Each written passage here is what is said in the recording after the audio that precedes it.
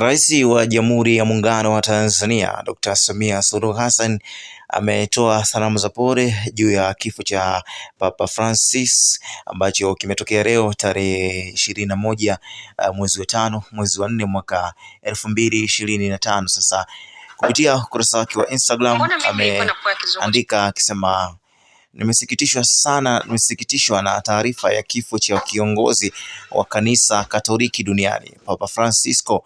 Katika kipindi chote cha miaka 12 akiwa kiongozi wa kanisa la Katoliki duniani, Papa Francisco ameishi maisha kama mwalimu wa kiongozi aliyefundisha na kuhimiza ustawi wa maendeleo ya watu pamoja na kudumisha amani. Kwa niaba ya serikali na wananchi wa Jamhuri ya Muungano wa Tanzania, ninatuma salamu za pole kwa waumini wote wa kanisa Katoliki hapa nchini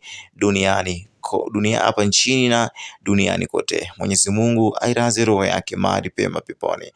So ni IG ya Rais wa Jamhuri ya Muungano wa Tanzania ikizungumza hivyo na kuweza kutoa salamu za pole kwa hichi ambacho kimetokea kuhusiana na kifo cha Papa Francisco kama kimetokea siku ya leo.